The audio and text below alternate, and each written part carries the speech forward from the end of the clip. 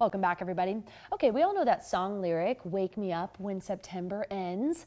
Well, if you've been waiting for some more rain before the end of the month, you may want to keep snoozing. I also heard that if I'm nice to you, you might sing that song for us. No. I tried, During a commercial break, maybe. There's also that famous "Wake Me Up Before You Go Go" by Wham. Avicii, "Wake Me Up." Oh, I think he had we're one. adding to the There's so many "Wake Me Up" songs. But yes, back to the focus here, which of course is how dry this September has been. Well, we did some number crunching. It actually may go down as one of the driest Septembers on record. Look at the lack of rain we've had in Austin. And September is not usually that dry of a month.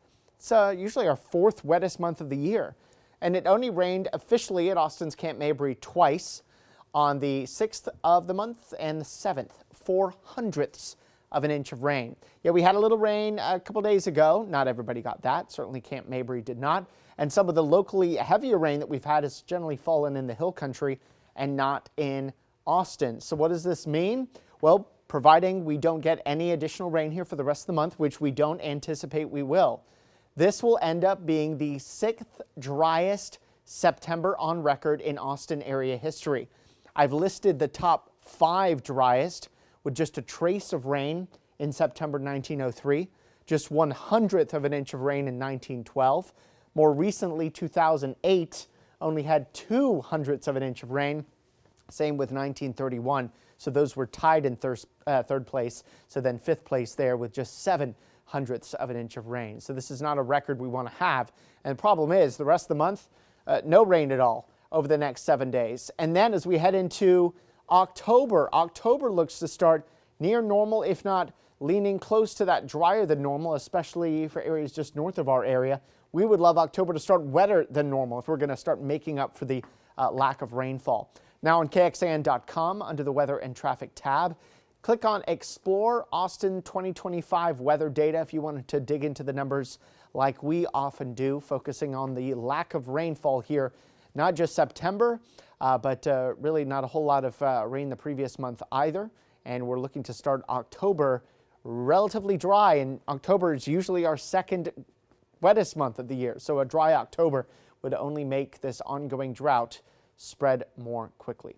Let's take you outside now, though, to Marble Falls, the Highland Furniture and River City Grill camera there. Mostly sunny skies.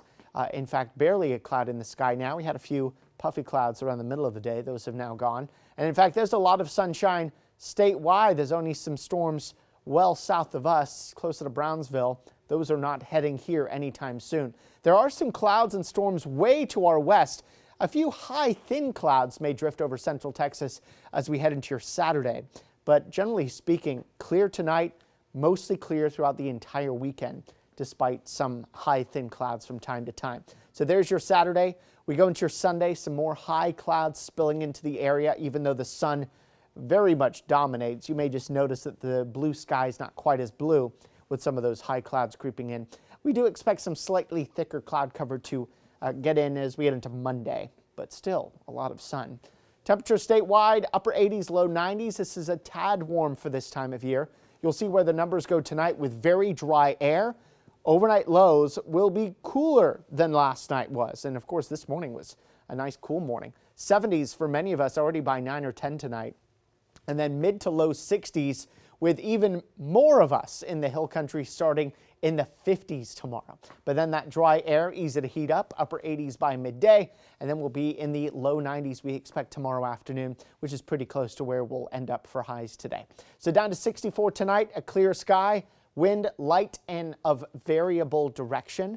Very little breeze here this weekend. 93 both Saturday and Sunday. Both days start cool, both days with some high clouds, but a lot of sun. And both days eventually end up with warmer than normal high temperatures. A little bit of a dip in temperatures on Monday. That's only thanks to some slightly extra cloud cover. And then we're back into the low 90s, giving way to mid 90s by the end of next week. And if you're curious about the humidity, there's really not going to be a whole lot of that either.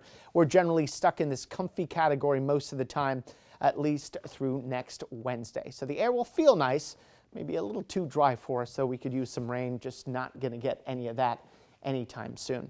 Here's our first warning weather 7-day forecast. A mostly sunny weekend, few more clouds Monday, mostly sunny Tuesday, and then barely a cloud in the sky, if any, Wednesday, Thursday, and Friday.